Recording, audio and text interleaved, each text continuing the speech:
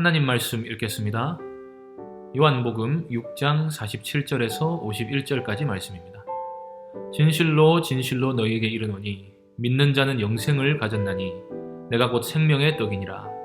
너희 조상들은 광야에서 만나를 먹었어도 죽었거니와 이는 하늘에서 내려오는 떡이니 사람으로 하여금 먹고 죽지 아니하게 하는 것이니라. 나는 하늘에서 내려온 살아있는 떡이니 사람이 이 떡을 먹으면 영생하리라. 내가 줄 떡은 곧 세상의 생명을 위한 내 살이니라 하시니라. 아멘. 운하교회 중고등부 학생 여러분 반갑습니다. 정성진 목사입니다. 벌써 5주째가 되었네요. 우리가 마지막으로 만난 시간이 겨울 수련의 첫째 날이었죠. 이러다가 서로 까맣게 있는 건 아닌지 모르겠습니다. 예수님께서 염려하지 말라고 하긴 하셨지만 저는 늘 염려가 되는 것이 여러분들이 하나님의 말씀의 부재 속에서 하나님께 대한 신앙마저 흔들리게 되는 것은 아닐까 걱정입니다. 그래서 이 설교를 듣고 우리 인생의 주인 되시는 하나님을 꼭 붙드는 귀한 시간이 되었으면 좋겠습니다. 그리고 오늘도 이 설교를 듣고 성경 공부 역시도 진행해 주시기 바랍니다. 기껏 해봐야 손가락 놀려서 터치 몇 번만 하면 되는 건데도 아직도 하지 않은 친구들이 너무 많은 것 같아요. 성실히 하는 사람에게는 미안하지만 여러분이 하나님의 말씀을 떠나서도 잘 살 수 있다고 생각하면 심각하게 오해하고 있는 것입니다. 사람은 하나님을 떠나서는 생명을 유지할 수가 없습니다. 그러니까 내가 하나님의 말씀을 듣고 잘 믿어야겠다는 생각으로 이 설교 영상 듣고 또 이어서 성경 공부도 열심히 참여해 주시기 바랍니다. 오늘은 요한복음 두 번째 시간입니다. 지난주 설교에서 우리는 인생의 불행은 하나님을 떠난 데서 오는 것이고 복된 상태를 회복하려면 하나님께로 돌아가야 하는데 우리를 대신해 죽으신 예수님을 믿어야 하나님의 자녀가 되는 권세를 얻어서 하나님이 주시는 영원한 복을 누릴 수 있다 하는 사실에 대해서 이야기를 했습니다. 오늘은 생명에 관한 이야기를 하려고 합니다. 요한복음 20장 31절에서 요한은 이 요한복음을 무슨 목적으로 기록했는지를 이야기합니다. 오직 이것을 기록함은 너희로 예수께서 하나님의 아들 그리스도이심을 믿게 하려 하며 또 너희로 믿고 그 이름을 힘입어 생명을 얻게 하려는 것이니라. 여기 두 가지 기록 목적이 있다고 하죠. 첫째는 예수님이 하나님의 아들이시고 그리스도시다 하는 사실을 믿게 하려는 것이고 두 번째는 예수님을 믿고 그 이름을 힘입어 생명을 얻게 하려는 것이라고 말씀합니다. 간단히 말해서 우리가 예수님을 믿으면 생명을 얻게 된다는 말씀인 것이죠. 아마 신체적 생명력이 활발한 여러분들은 이 말씀이 잘 이해가 되지 않을 수도 있을 것 같습니다. 내가 지금 안 죽고 살아있는데 무슨 생명을 더 얻어야 하는가? 우리에게 분명히 생명이 있기 때문에 우리가 살아있는 것이죠. 살아서 활동하니까 생명이 있다고 말할 수가 있을 겁니다. 그런데 사도 요한은 우리가 예수님을 믿어야 생명을 얻을 수 있다고 말합니다. 이 말씀의 의미가 무엇일까요? 세 가지를 생각해 보겠습니다. 첫째로는 우리가 생명이 있다고 생각하는 것은 철저히 착각이라는 것입니다. 뿌리가 뽑힌 나무를 생각해 봅시다. 나무가 뿌리 뽑혀 넘어져서 바로 죽는 게 아니죠. 서서히 말라 죽게 됩니다. 그 사이에도 나무는 광합성을 할 수 있고 또 생명력을 유지할 수도 있습니다. 그렇지만 결국에는 죽는 방향으로 가게 됩니다. 그래서 우리는 뿌리 뽑혀있는 나무를 보고 살아있다고 말하지 않는 거죠. 또 하나 예를 들어 낚싯바늘에 걸려 물 밖으로 나온 물고기를 우리가 생각해 볼 수 있습니다. 물 밖으로 나온 물고기도 바로 죽지 않고 펄떡거리며 살아있을 수가 있죠. 제가 어릴 때 낚시를 가면 우럭같이 생명력이 아주 강한 물고기들은 물 밖에서도 서너 시간을 생존해 있을 수 있습니다. 우리가 그런 상태에 있는 물고기를 보고 아직도 살아있네 라고 말할 수 있지만 그 물고기의 운명에는 아무런 희망을 걸지는 않습니다. 다시 바다에 풀어줄 계획이 아니라 배를 갈라서 내장을 빼고 소금을 쳐서 구워 먹을 계획이기 때문입니다. 이 경우에도 물 밖을 나온 물고기를 보고 생명이 있다고 말할 수 없겠죠. 생명이 있기는 하지만 꺼져가는 중이기 때문입니다. 그리고 그 운명이 생명을 잃어버릴 운명이기 때문이죠. 우리 인간 역시도 마찬가지입니다. 사람은 반드시 죽습니다. 그리고 죽어서 심판을 받아 지옥에 갑니다. 시간을 무한정 연장했을 때 인간은 뿔이 뽑힌 나무나 물 밖으로 나온 물고기나 같습니다. 그것은 죽은 거나 다름없는 상태입니다. 인간은 몇십 년간의 생명을 겨우 연장하고 있지만 반드시 죽게 됩니다. 하나님 보시기에 구원받지 못한 사람은 그래서 이미 죽은 상태인 거죠. 언젠가 죽어 심판을 받는 게 확실하다면 그 삶 자체가 송두리째의 의미가 없어지는 것입니다. 이런 경우에는 반드시 하나님께로 돌아가 하나님께 다시 뿌리를 내려 하나님으로부터 오는 생명을 공급받아야 살 수가 있는 것입니다. 우리가 이것을 구원이라고 부르고 있는 거죠. 두 번째로 생각해 볼 점은 이 생명에도 레벨이 있다는 것입니다. 풍성하고 충만한 생명이 있는 반면에 점점 생명이 꺼져가는 상태가 있습니다. 우리가 질병에 걸려서 고통하는 사람을 한번 생각을 해봅시다. 감기에는 아마 안 걸려본 사람이 없을 테니까 감기를 한번 예를 들어봅시다. 감기가 심하게 오면 몸이 아프죠. 심한 경우에는 아무것도 못하고 꼼짝없이 누워 있어야 할 수도 있습니다.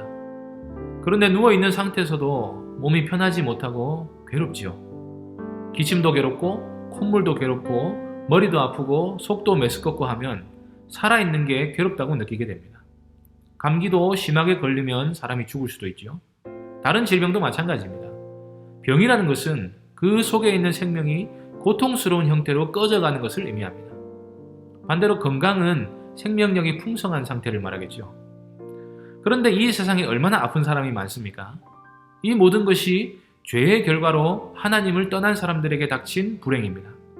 질병은 인간의 생명이 점점 꺼져가고 있다는 것을 보여주는 것입니다. 우리가 늙는 것도 마찬가지입니다.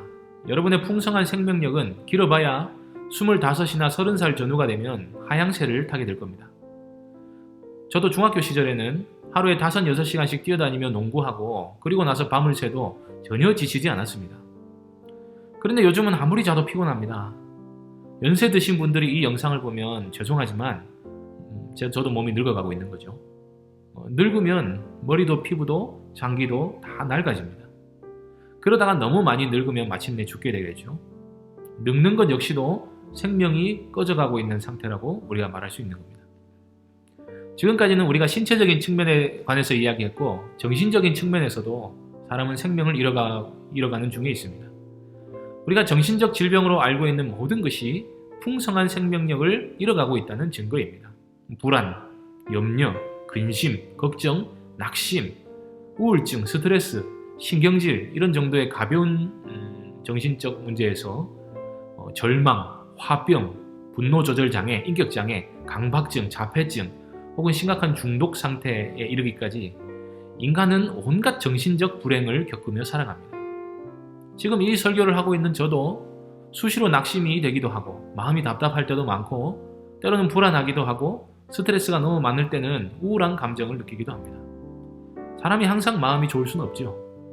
여러분들이 이런 불행들을 겪지 않았다면 그런 대로 잘 살고 있는 것입니다. 그런데 크든 작든 이런 증상이 있다는 것 자체가 하나님과의 분리불안 증세를 호소하고 있는 것입니다.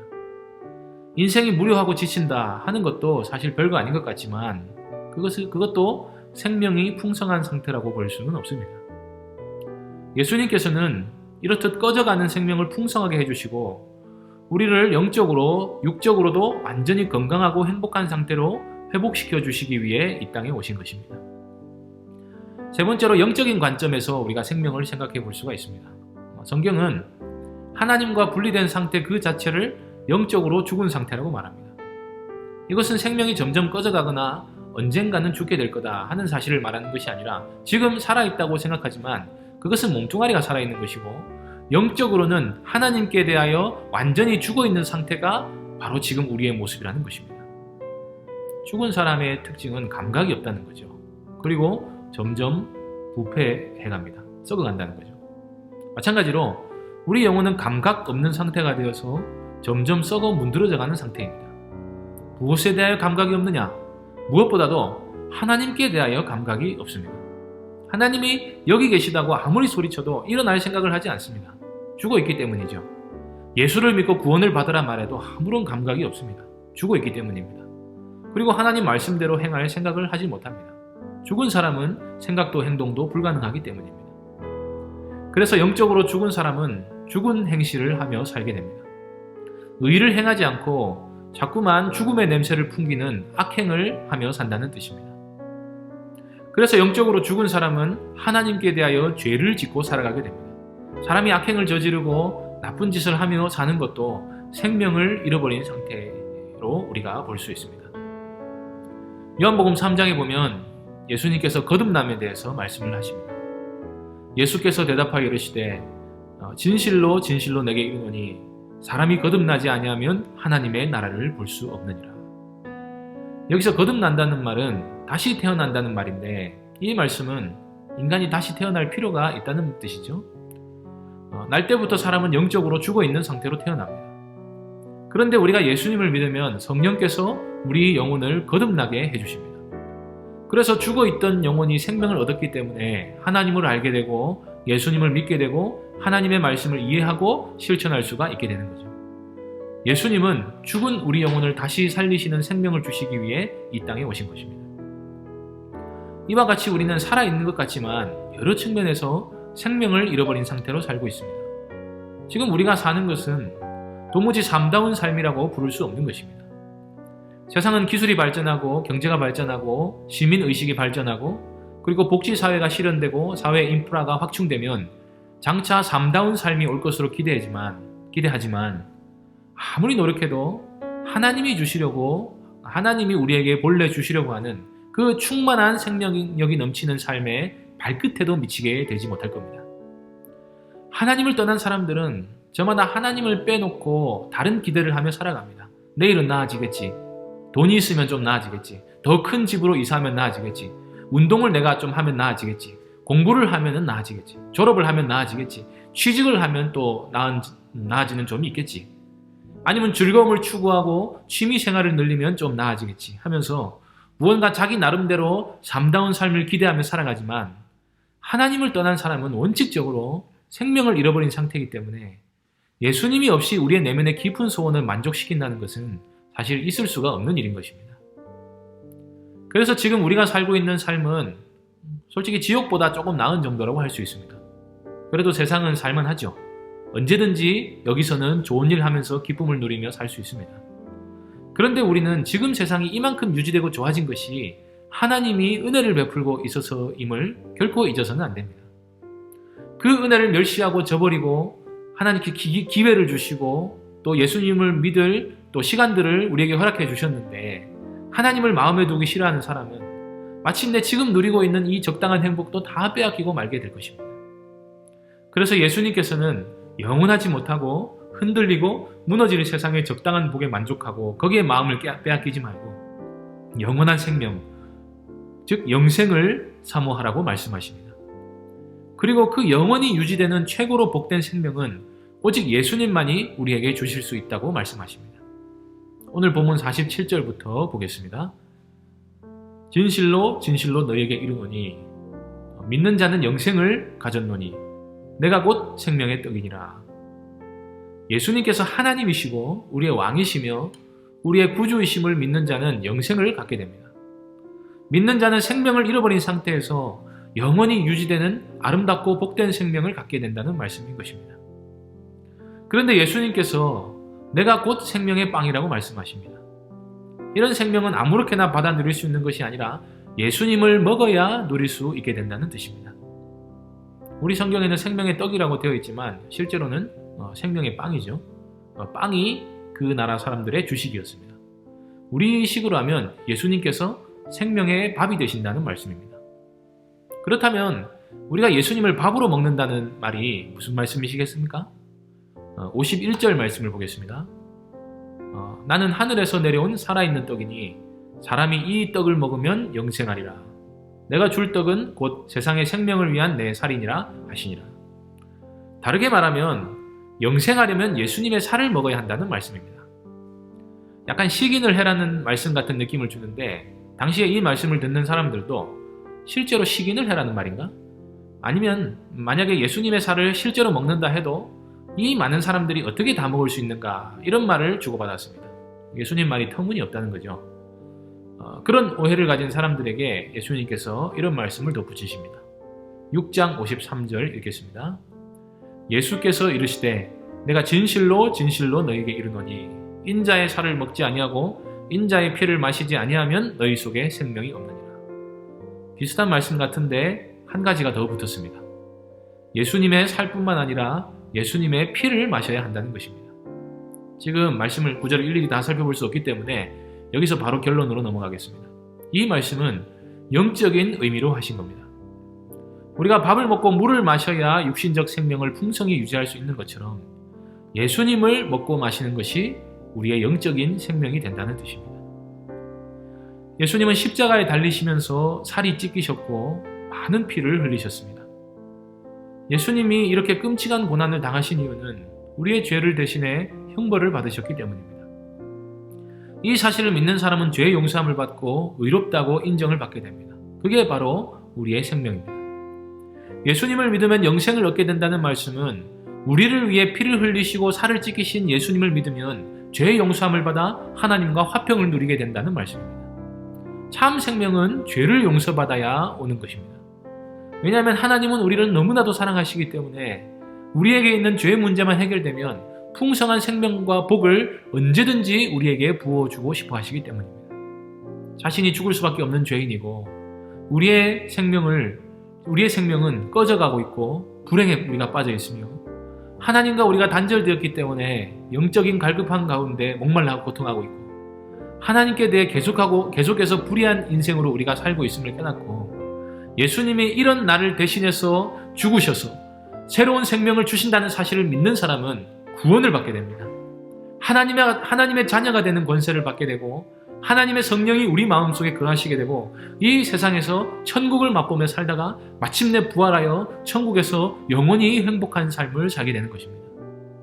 예수님만이 우리를 위해서 이런 일을 해주실 수 있기 때문에 예수님이 아니고서는 절대로 우리가 구원을 받을 수 없는 것입니다. 그래서 우리가 생명의 빵이신 예수님을 먹고 마신다는 것은 우리를 위해 죽으신 예수님을 날마다 믿고 의지한다는 것을 뜻합니다. 그래서 예수님을 정말로 믿는 사람은 예수님의 십자가를 보면서 지겹다는 생각을 하지 않습니다. 왜냐하면 그 십자가가 우리 영혼을 살리는 참된 양식이 되기 때문입니다. 그러므로 흩어져 있는 중고등부 학생 여러분, 예수님의 십자가를 날마다 묵상하십시오. 우리 죄를 대신해 죽으시고 우리에게 참 생명을 가져다 주시는 그 예수님을 믿고 의지하며 살아가시기 바랍니다. 매일 성경 읽고 매일 기도하면서 예수님께 은혜를 구하시기 바랍니다. 하나님께서 구하고 찾는 자에게 날마다 풍성한 생명의 복을 더하여 주실 줄 믿습니다. 기도하겠습니다. 하나님 아버지, 예수님께서 우리에게 참 생명을 주시기 위해 낮고 천한 이 땅에 사람이 되어 오셨는데 우리는 예수님이 하나님의 아들이시고 우리의 구원자이신지 알아보지 못하고 이 세상의 죄악을 쫓아 살아왔습니다. 예수님만이 우리의 참 생명이 되심에도 불구하고 예수님을 제쳐놓고 이 세상에서 우리에게 만족을 주고 기쁨을 주고 힘을 줄 것만 같은 다른 것들을 쫓아다니며 살고 있는 우리 인생이었습니다. 이런 죄인을 불쌍히 여겨주셔서 우리를 한없이 사랑하심을 드러내 보여주시니 참으로 감사합니다. 그 은혜에 날마다 감사로 응답하며 사는 저희가 되게 하여 주시옵소서. 오늘은 주께서 우리에게 생명과 안식을 주시기 위하여 부활하신 주일입니다. 주님 안에서 참 생명을 누리는 저희가 되게 해주시고 하나님의 이름을 거룩히 여기는 날이 되게 하여 주옵소서. 그리하여 우리의 참된 만족과 행복이 하나님께로부터만 온다는 사실을 맛보아 알게 해주시고 주님 주신 이 평안을 전하는 삶을 살게 하여 주옵소서. 이번 주간도 저희를 지켜 보호해 주시고 하나님이 공급하시는 힘으로 살게 하여 주옵소서. 예수님의 이름으로 기도하옵나이다. 아멘.